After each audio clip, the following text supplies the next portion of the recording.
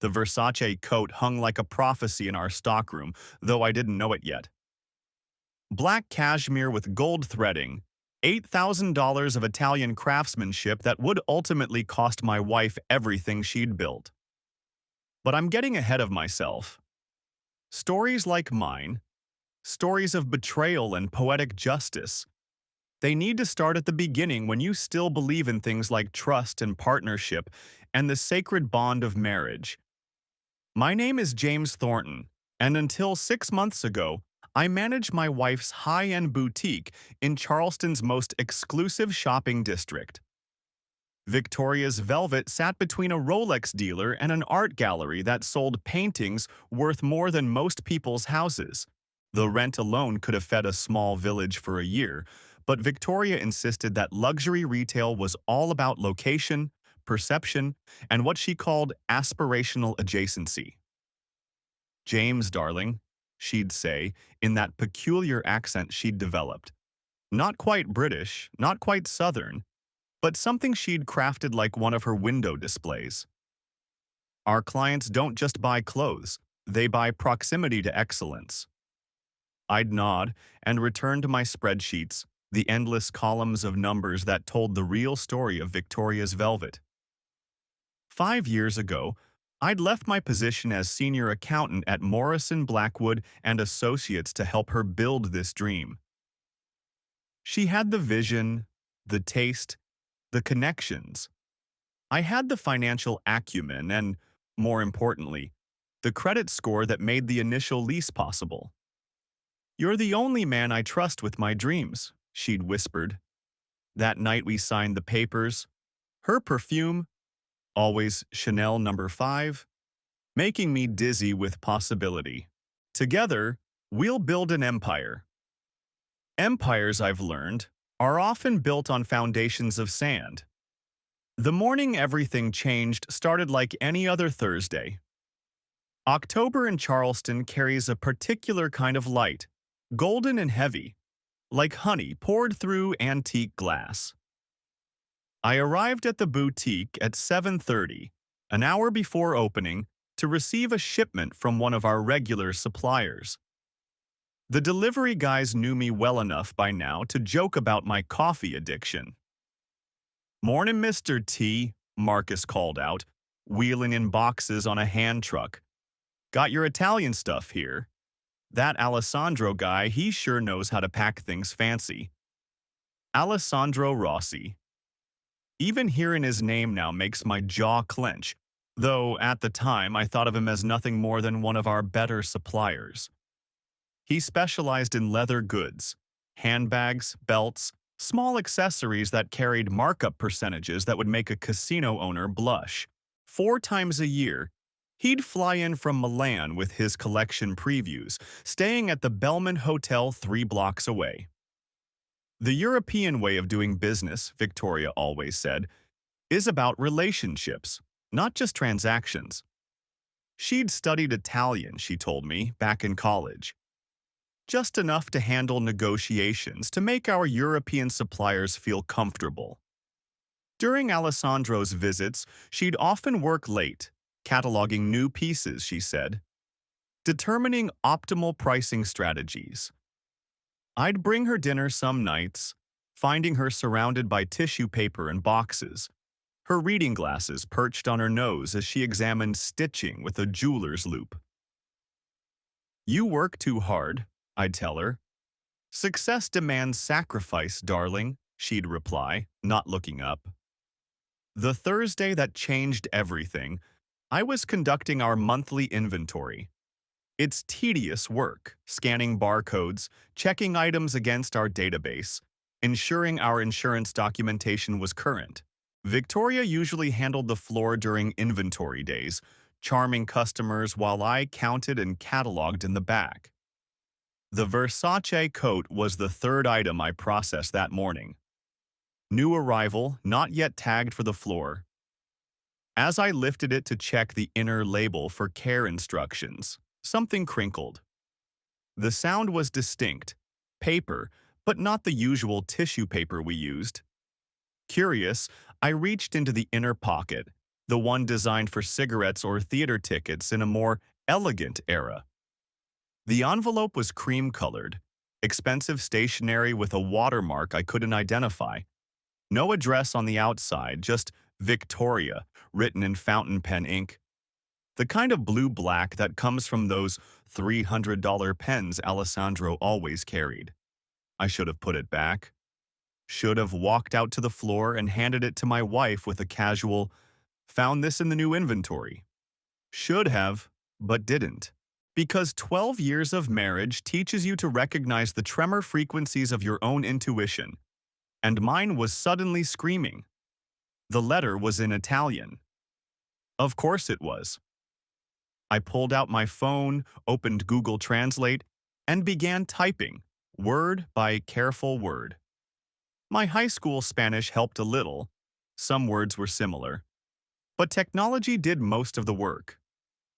As the English translation appeared on my screen, I felt something inside me break. Not dramatically, not all at once, but slowly, like ice beginning to crack under spring sun. "My dearest Victoria," it began, "only 6 more weeks until Milan. 6 more weeks of this charade, and then we can stop pretending. Your husband suspects nothing. Americans are so trusting, so naive about matters of the heart. I've prepared everything as we discussed. The workspace in my showroom is ready. The apartment in Navigli has been furnished to your specifications. I even found that antique mirror you admired in the photograph, the one with the gilt roses." I sat down on a box of unpacked inventory, my legs suddenly unable to support my weight. The letter continued, each translated sentence another twist of the knife. 18 months we've been planning this, my love. 18 months of careful deception, of building our future while your fool of a husband counts receipts. He thinks my low prices are a European friendship discount. If only he knew the true currency of our transactions. The letter went on to describe their planned escape, how she would announce a buying trip to Europe, how she'd already been moving money, our money, into accounts he'd helped her establish. How the lease being in my name was actually perfect, as it would trap me with the debt while she started fresh. "Leave the American fool with his receipts and his spreadsheets," it concluded. "We have a life of passion waiting for us. All my love, Alessandro." The date on the letter was 2 days ago. He must have written it in his hotel room, probably after one of their late-night inventory sessions, and forgotten he'd slipped it into the coat pocket. Such a small mistake, but then empires have fallen for less. I sat in that stock room for an hour, maybe more. Time becomes elastic when your world is collapsing. I wasn't crying. That would come later. I was calculating. Not emotionally, but mathematically, the way I'd been trained to do. Assets and liabilities, credits and debits, the brutal arithmetic of betrayal. First, I pulled up our business accounts on my laptop. I had full access, of course. I managed the books. But now I knew what to look for. The patterns emerged like a photograph in developer fluid. European supplier fees that didn't match any invoices. Currency adjustment charges that happened to align with Alessandro's visits. Sample purchases that never appeared in inventory. Over 18 months, she'd siphoned off nearly $200,000. She'd been smart about it, keeping each transaction below the threshold that would trigger automatic alerts. But she'd forgotten that I'd designed our accounting system. I knew every backdoor, every audit trail. Within an hour, I had a complete financial map of her deception. The lease was in my name. She'd needed my credit score, my financial history. The business licenses, the insurance policies, all in my name. But the inventory itself was technically company property, and as acting manager with full signatory power, I had certain authorities she'd probably forgotten about in her passion-drunk planning. I made my decision sitting there, surrounded by luxury goods that suddenly seemed as hollow as my marriage. I wouldn't confront her. I wouldn't rage or plead or try to win her back. I would do what I did best: manage inventory. The first call I made was to Patricia Hendricks at Dress for Success Charleston. Patricia and I had known each other for years. She was actually my cousin, though Victoria never bothered to remember that detail. James. Patricia's voice was warm as honey. To what do I owe the pleasure? Patricia, I have a proposition for you. How would Dress for Success like to receive a substantial donation of high-end women's clothing and accessories? There was a pause. Define substantial. Everything.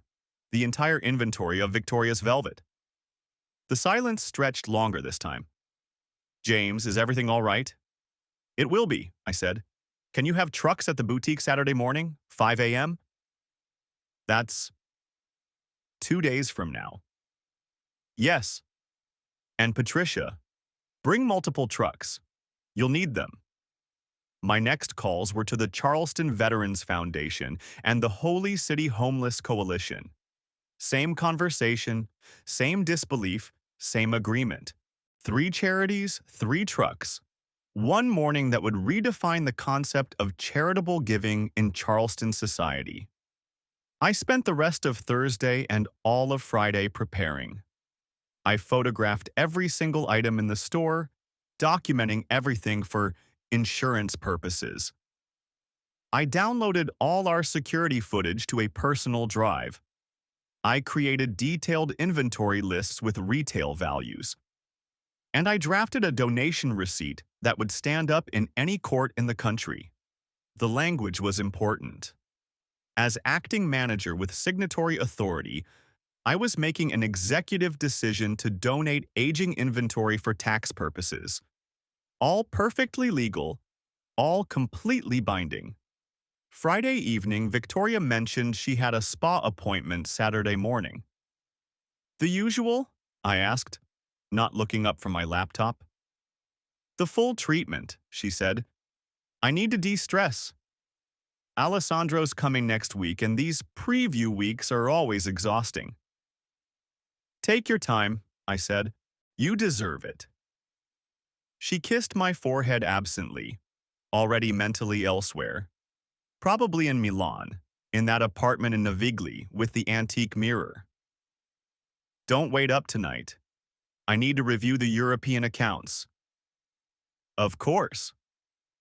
That night, I slept in the guest room, claiming I was coming down with something and didn't want to get her sick before her spa day.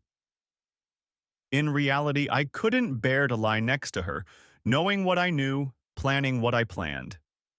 Saturday morning, my alarm went off at 4:30 a.m. Victoria didn't stir. She'd taken her usual Ambien, the ones she thought I didn't know about. I dressed quietly in jeans and a polo shirt, casual clothes for a casual destruction of everything she'd built on a foundation of lies. The trucks arrived exactly at 5. I had coffee and donuts waiting.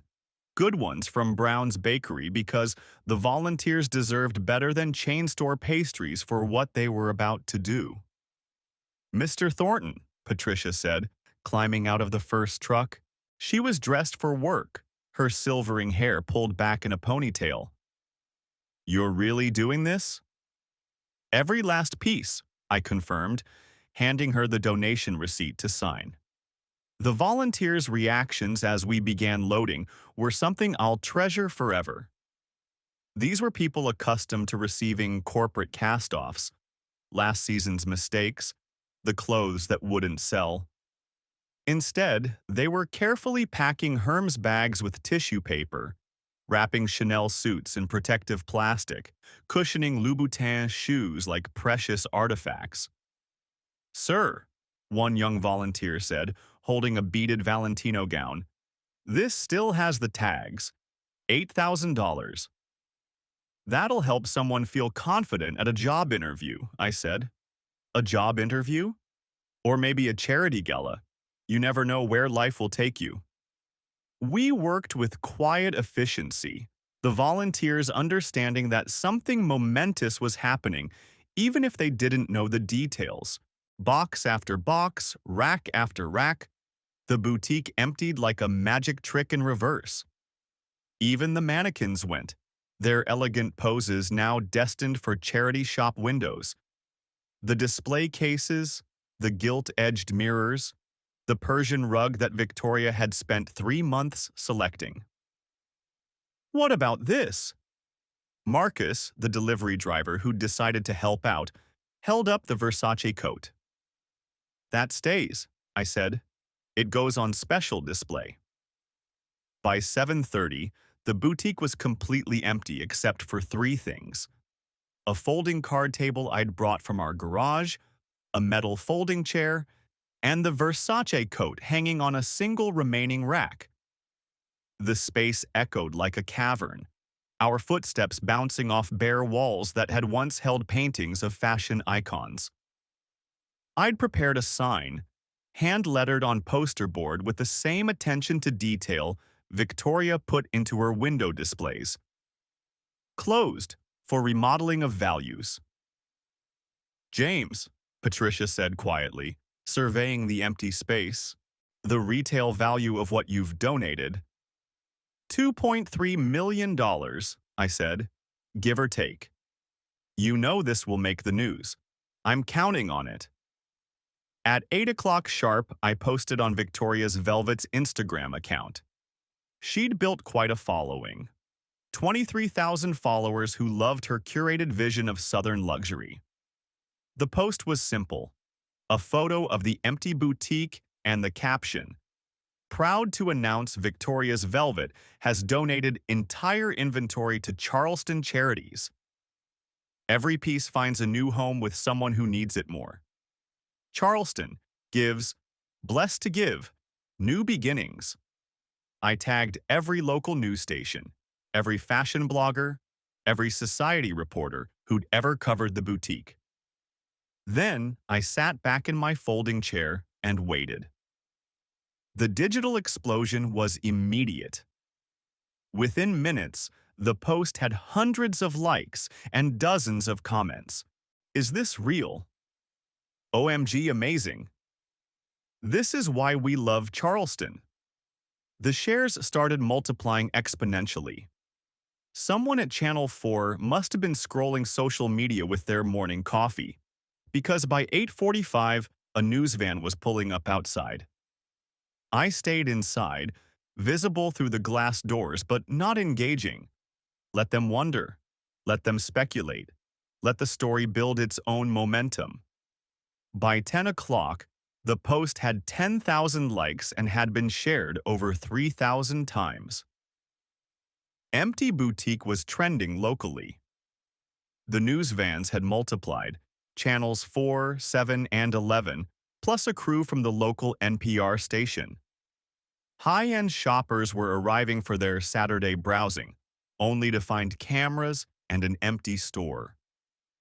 I watched it all from my folding chair, the Versace coat hanging behind me like a banner of victory. At 10:27, Victoria's Tesla pulled up. I could see her through the glass doors, confused by the media presence. She was wearing her spa robe over yoga clothes, her hair still wrapped in a towel. She must have gotten calls, notifications, something that pulled her away from her hot stone massage. A reporter reached her first. "Mrs. Thornton, tell us about this incredible donation. $2 million worth of inventory to local charities." I watched her face cycle through emotions like a slot machine looking for a winning combination. Confusion, alarm, then a forced smile as she realized she was on camera. "I believe in giving back to the community," she managed. "Was this planned for a while?" another reporter asked. "My husband and we've always been charitable." She was good, I had to give her that. Even in complete confusion, she could perform. But then she saw through the doors. saw the empty space where her empire had stood, saw me sitting at a card table in the middle of nothing. The scream that escaped her lips became instantly memeable. Someone had been live streaming, and within hours that sound would be remixed into dance tracks and set to reaction videos. But in the moment, it was pure, primal rage. She burst through the doors, the reporters following like remora fish. "What have you done? What have you done?" I held up the letter, still in its cream envelope. "I found your correspondence." Her face went white, whiter than the spa facial had made it. "James." "It's in Italian," I continued conversationally. "But Google Translate is remarkable these days. Would you like me to read it aloud? I'm sure the reporters would be interested in your European expansion plans." The reporters were pressing against the glass now, cameras rolling, microphones extended like offerings to the gods of drama. Victoria looked around wildly, calculating, trying to find an angle, an escape. "You had no right," she hissed. "This is my store." "Actually," I said, pulling out my phone, "as acting manager with full signatory authority, I had every right to make executive decisions about inventory disposal. You signed that authorization yourself, January 15th of last year. You were in a hurry to get to a wine tasting, if I recall." "I'll sue you. I'll destroy you." "With what lawyers?" I asked. "The ones you were planning to pay with the money you've been embezzling?" "Oh yes, I found all of that too. Every transaction, every fake invoice, every currency adjustment that went straight to your private account." The reporters were practically vibrating with excitement now. This was the kind of story that won regional Emmys, that got picked up by national affiliates. Victoria's phone rang. She answered it automatically, her hands shaking. "Alessandro?" I could hear his voice from where I sat, rapid Italian, clearly panicked. She put him on speaker, a mistake born of shock. "Victoria, what's happening? I'm seeing things online. The store, it's empty? And someone's posted a letter?" "My letter? How is this possible?" "You left it in the coat," I called out helpfully. "The Versace, $8,000 of evidence." There was silence on the other end. Then a stream of Italian profanity that needed no translation. "Alessandro," Victoria pleaded, "it's fine. We can still—" A new voice cut in, female, authoritative, and very Italian. "Alessandro, who are you talking to? Is this your American?" "Sophia?" Victoria's voice cracked. "Why are you—" "I'm his wife," Sophia said in perfectly accented English. "And I've just finished reading this very interesting letter that's now all over the internet." "Tell me, Victoria, were you planning to work in my family's showroom? In the building my grandfather built? With my husband?" The sound that came through the phone next was either a slap or a door slamming, possibly both. "You want him?" Sophia continued. "Take him. But know this, he has nothing. The business is mine. The properties are mine. The accounts are mine. He is welcome to love you with empty pockets. Arrivederci."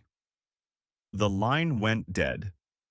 Victoria stood in the middle of her empty boutique, phone in hand, reporters watching through glass, her entire world collapsing in real time.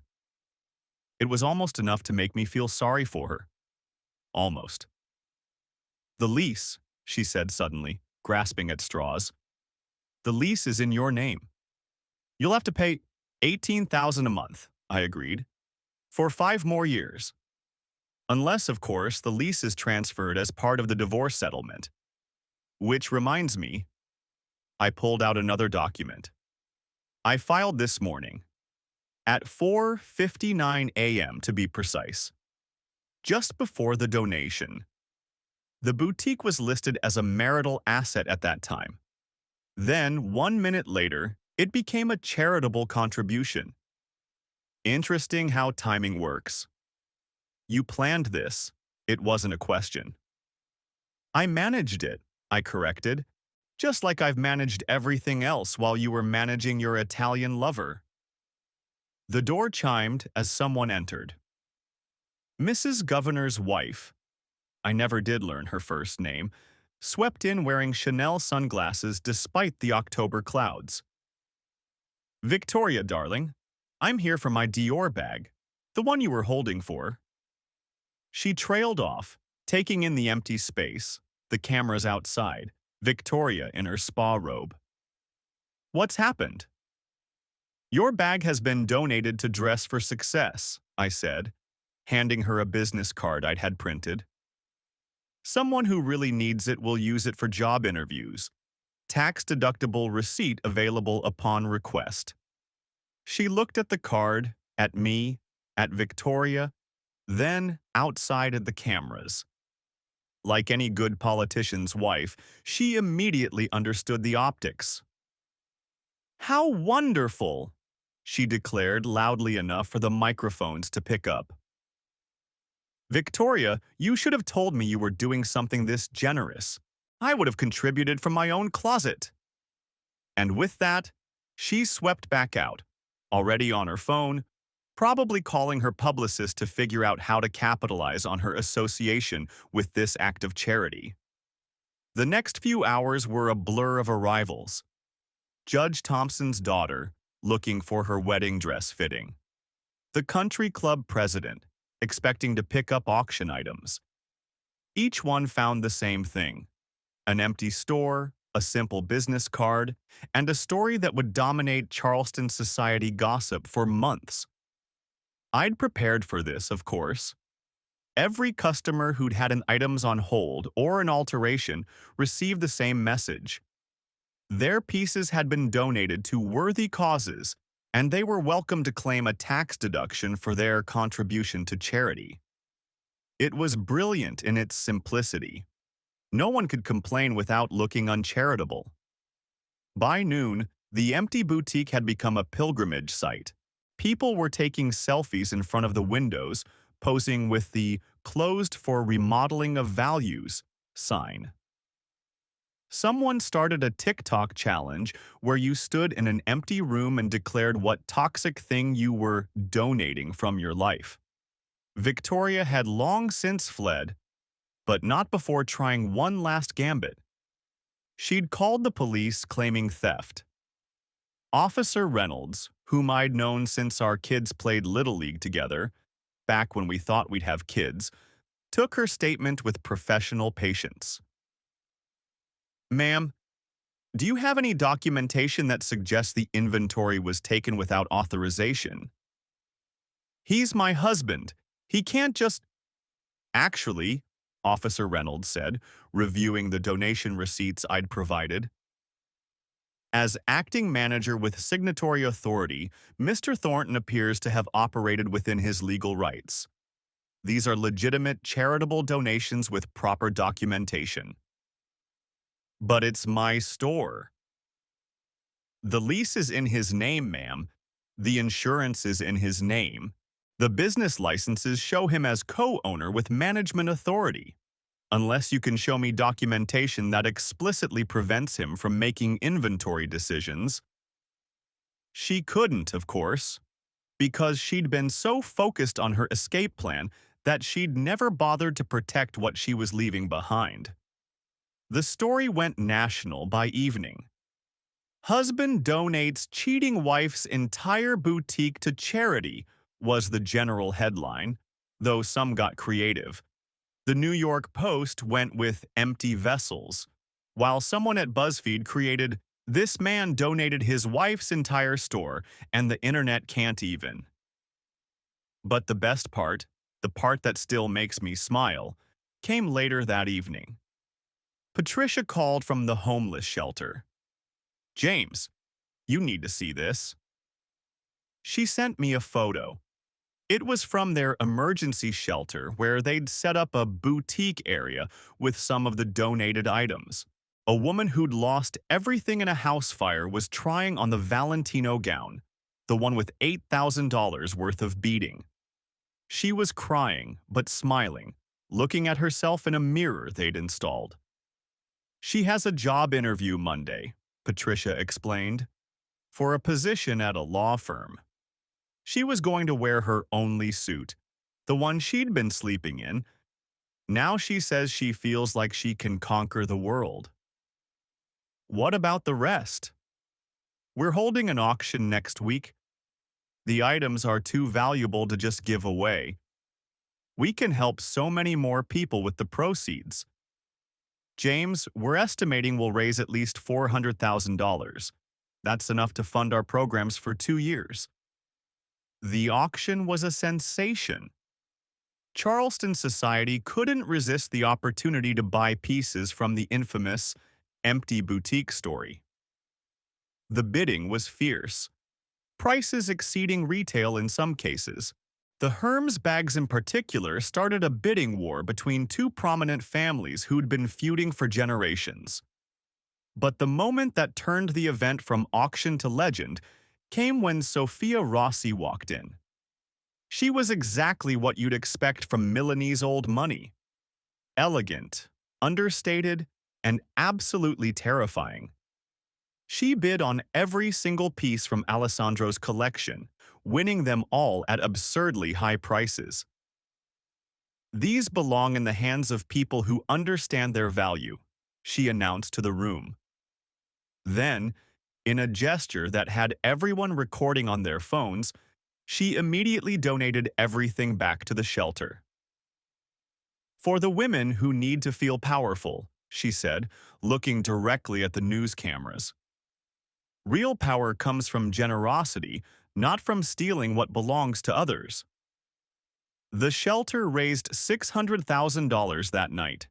They named their new job training facility the Thornton Center for Fresh Starts, which was embarrassing but touching. Victoria tried to salvage things, of course. She posted a tearful video on Instagram, claiming she'd been set up, that the donation had always been planned, that I'd twisted everything.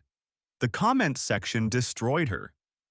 Someone found Alessandro's LinkedIn, which showed him as seeking new opportunities. Someone else discovered that Victoria had been messaging at least 3 other men through the boutique's Instagram account. The lease became an albatross around her neck. $18,000 a month for an empty store that had become a tourist attraction. Ghost tour companies actually added it to their routes, though instead of supernatural spirits, they talked about the death of a marriage and the birth of a legend. This empty space, one tour guide would intone dramatically, reminds us that some voids can never be filled, and some betrayals echo forever. Victoria tried to sublet, but who wanted to rent a space known worldwide as the Empty Boutique? She tried to break the lease, but the contract I'd negotiated, because of course I'd handled that too, was ironclad. She even tried to sell the business, but what was she selling? The inventory was gone, the reputation was destroyed, and the only asset was a lease that cost more than most people's mortgages. Meanwhile, Alessandro discovered that his wife hadn't been joking about the money. Everything was hers through inheritance. The business, the properties, even the car he drove. He'd been essentially an employee with benefits, and now he was unemployed. The last anyone heard, he was working at a leather goods store in a Milan suburb, selling knockoff bags to tourists. 6 weeks after the emptying, the exact day Victoria had planned to leave for Milan, I held a grand opening for my new business. Honest Accounting, a forensic accounting firm specializing in catching embezzlement and fraud. The irony wasn't lost on anyone. My first client was Sophia Rossi. I need someone to review my husband's books, she said over video call from Milan. I suspect he's been stealing for years, not just from me, but from our suppliers, our customers. I need someone thorough, someone who understands how betrayal hides in spreadsheets. I found 3 million euros in hidden transactions. Alessandro, it turned out, had been cheating in every possible way. Sophia got it all back, plus penalties. She sent me a bottle of wine that cost more than my car, with a note, "To empty boutiques and full futures." The story became Charleston legend. You got Thorntoned, entered the lexicon, meaning you'd been caught cheating and lost everything in spectacularly public fashion. Boutique owners around the city started checking their inventory more carefully, especially items from European suppliers. "Check the pockets" became a catchphrase, printed on t-shirts sold at the Saturday market. The empty boutique itself became a permanent installation of sorts. Victoria couldn't afford to do anything with it, and I refused to let her out of the lease. Month after month, $18,000 disappeared into nothing, a perfect metaphor for what our marriage had become. People would press their faces against the glass, looking into the empty space.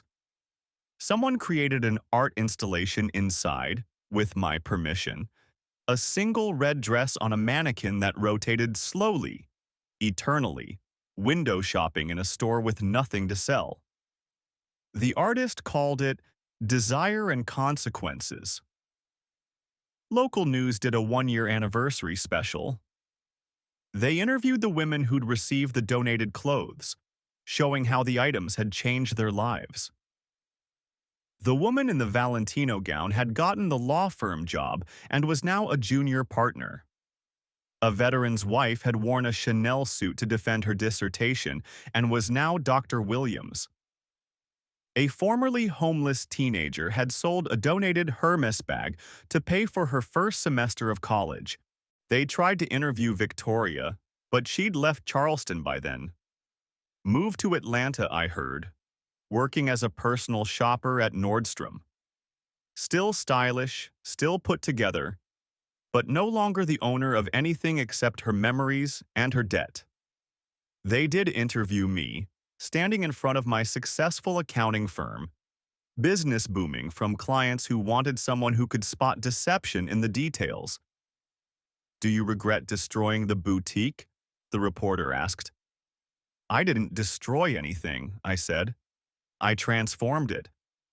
From a monument to deception into an opportunity for redemption." Every woman who walked into a job interview carrying a bag from Victoria's Velvet, every teenager who felt confident in donated designer clothes, every dollar raised for charity. That's not destruction. That's alchemy. Would you do it again? In a heartbeat, but with one change. What's that? I'd have checked the pockets sooner. The interview went viral, of course. Everything about the empty boutique did. It became a case study in business schools, a cautionary tale in marriage counseling, a legend in Charleston society. Someone wrote a song about it. Someone else created a podcast. Netflix really did buy the rights, though they insisted on adding a subplot where I had a secret lover too, which ruined the whole point. But the real ending, the one that matters, came 2 years later. Patricia called me on a Thursday morning. Another Thursday because apparently that's when my life changes. "James, you need to come to the shelter." I found her in the job training center, the one named after me. She was standing with a young woman, maybe 25, who was wearing one of the donated suits. Not a designer piece, just a good solid suit that fit her perfectly. "This is Maria," Patricia said. "Tell him what you told me." Maria was nervous, clutching a portfolio. "Mr. Thornton, I was here 2 years ago, the day you emptied the boutique. I was volunteering, helping load the trucks." I remembered her vaguely, a quiet girl who'd handled the shoes with particular care. "I was homeless then," she continued. "Had been for 6 months. Lost everything when my parents kicked me out." But that morning, watching you give everything away, seeing how empty spaces could become full of possibility, it changed something in me. She opened her portfolio. Inside were designs, fashion sketches, beautiful and bold and entirely original. I applied to fashion school with a letter about that morning, about transformation, about how true luxury isn't about labels but about lifting others. I got a full scholarship. I graduate next month. She pulled out a business plan, professionally bound. I want to open a boutique here in Charleston, but not like before. This one will sell clothes by local designers with half the profits going to job training programs. I want to rent the empty boutique space. I looked at Patricia, who was smiling like she'd won the lottery. The lease isn't up for another year, I said. I know. I've saved enough for the rent. And I have investors, women who bought pieces at the auction. They want to be part of something new. I thought about Victoria, still paying for an empty space she'd never see again. Thought about Alessandro in his suburban strip mall. Thought about the letter in the Versace coat that had started it all. The space has a reputation, I warned. Exactly, Maria said. The empty boutique that became full of purpose. What better place for a store dedicated to lifting others? I signed the sublease that afternoon. Victoria would still be paying the master lease, but now that money would go towards something meaningful. The karma was so perfect, it felt scripted. Maria's boutique, Fresh Starts, opened 6 months later. The grand opening was attended by everyone who mattered in Charleston, plus Sophia Rossi, who flew in from Milan specifically for the event. She brought a collection of Italian accessories to sell on consignment, with proceeds going to the shelter. Empty spaces, she said in her speech, are just opportunities waiting to be filled with something better. I stood in the back, watching the space that had once held so much deception, now filled with hope and purpose. Maria had kept one thing from the original boutique: the gilt-edged mirror where Victoria had preened and adjusted her mask every morning. But now it held a placard. See yourself as you truly are. The Versace coat? I kept it. Not to wear, but as a reminder. It hangs in my office at the accounting firm, and sometimes clients ask about it. It's a long story, I always say. We've got time, they usually respond. So I tell them about the Thursday morning when I found a letter in Italian in a coat pocket, about empty boutiques and full hearts, about how sometimes the best revenge isn't destruction but transformation, about how checking the pockets, literally and metaphorically, can save you from a lifetime of deception. The story always ends the same way, with something Patricia told me that first Christmas after the emptying. We were at the shelter, serving dinner to families who'd lost everything but hadn't lost hope. She pulled me aside, watching the women trying on donated clothes for their children's school concerts, for job interviews, for first dates after escaping abusive relationships. You know what the real miracle was? She asked. What? That coat. That letter.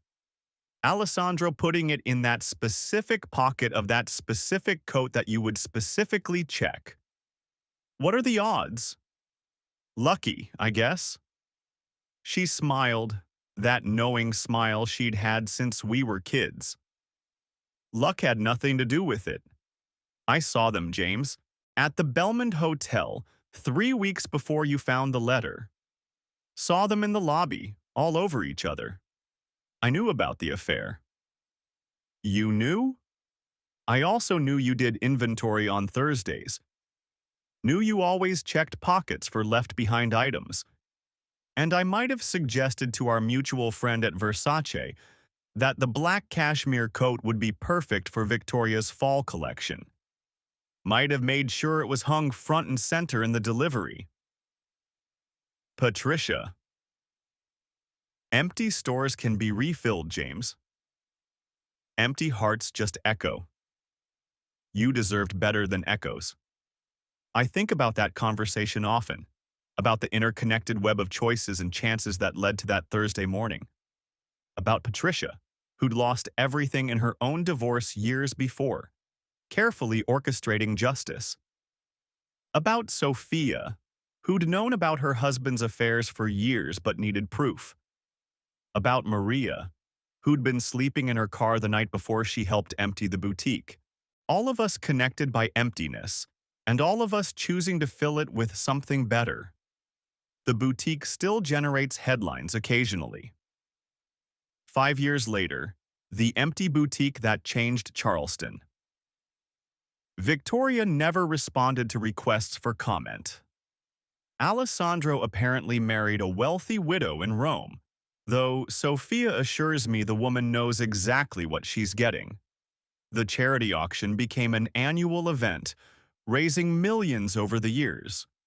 But the best story, the one that makes everything worth it, happened just last month. A young woman walked into my accounting firm, well-dressed, confident, carrying a portfolio. "Mr. Thornton, I'm Sarah Chen.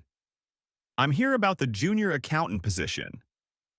I recognized her immediately, though she'd transformed completely. She'd been one of the homeless women at the shelter that morning, the one who'd carefully wrapped the Louboutin shoes like they were made of spun gold. "I remember you," I said. "You gave me a suit," she said. "Not just any suit. A Armani suit that fit like it was made for me. I wore it to take my GED, then to community college entrance exams, then to university interviews. Same suit, 5 years, every important moment. It's hanging in my closet retired now, but I'll never throw it away. And now you're an accountant? Because of you. Because I watched you that morning, turning pain into purpose. I wanted to be someone who could spot the truth in numbers, who could help people protect themselves from deception. I hired her on the spot. She's brilliant, meticulous, and has an uncanny ability to spot discrepancies. Probably because she knows what it's like to have everything taken away. The empty boutique shaped all of us. Victoria, wherever she is, living with the knowledge that her empire was built on sand. Alessandro, learning that when you have nothing of your own, love isn't enough to sustain you. Sophia, who turned her husband's betrayal into a chance to reclaim her power. Patricia, who orchestrated justice from the shadows. Maria, who saw opportunity in emptiness. Sarah, who found her calling in the chaos. And me? I learned that sometimes the best response to betrayal isn't anger or violence or even confrontation. Sometimes it's simply removing yourself from the equation and letting the emptiness speak for itself. The Versace coat still hangs in my office, that $8,000 testament to the price of deception. Clients often ask if there's really a letter in the pocket. Check for yourself, I always say. They reach in, find the envelope, pull out the letter. I had it laminated, preserving it exactly as it was that Thursday morning. They read it, usually with widening eyes, then look at me with a mixture of awe and sympathy. She really thought she'd get away with it. She thought she was managing the situation, but she forgot who actually managed the books. Last week, I got a call from a number I didn't recognize. The voice was familiar but older, tired. "James?" It was Victoria. "I heard about the boutique, what Maria's doing with it." "It's wonderful," I said, meaning it. I wanted to apologize. Not for your forgiveness, I don't deserve that, but because I need to say it. I destroyed everything for nothing. Alessandro left me after 3 months. The money ran out. The life I thought I wanted was just another empty boutique. All surface, no substance. I'm sorry it didn't work out, I said, and surprisingly, I meant that too. Are you happy? She asked. I thought about my business, thriving on a reputation for truth. About the woman I'd been dating for 6 months, a prosecutor who appreciated honesty above all else. About the community work I did with Patricia, the lives we'd changed with donations that had once been symbols of deception. I'm full, I said. Not happy, not sad, just full. No empty spaces left. That's good, she said quietly. The empty spaces are the worst part. We hung up without goodbye. There was nothing left to say. The story of the empty boutique ends where it began, with a coat and a letter and a Thursday morning that changed everything. But it's not really about revenge, though that's how the headlines frame it. It's about the space between what we show the world and what we truly are. It's about the danger of building empires on foundations of deception. It's about the power of transforming emptiness into opportunity. Every morning, I drive past the boutique on my way to work. Fresh Starts is thriving. The windows full of local designs and hope. Sometimes I see Maria through the glass, adjusting displays, helping customers, building something real on the ground where illusions once stood. The tourists still come, wanting to see the famous empty boutique. Maria keeps a photo from that Saturday morning on the wall, the completely barren space with just a folding table and chair. Below it, a simple plaque. Every ending is a beginning in disguise. Charleston has embraced the legend, the way southern cities embrace their ghosts. The empty boutique has become part of our mythology, a cautionary tale wrapped in designer clothing and tied with a bow of justice. Wedding planners tell brides about it as a warning. Business schools teach it as a case study. Marriage counselors use it as an example. But for those of us who lived it, who were changed by it, the empty boutique is something else. It's proof that sometimes the universe conspires to reveal truth, that letters find their way into the right pockets, that cousins remember old wounds and orchestrate new justice, that empty spaces can become full of meaning if you're brave enough to clear out the lies. I still manage books, but now I manage them for people who want truth in their numbers. I still count inventory, but now I count blessings and opportunities. I still check pockets, but now I'm looking for possibilities, not deception.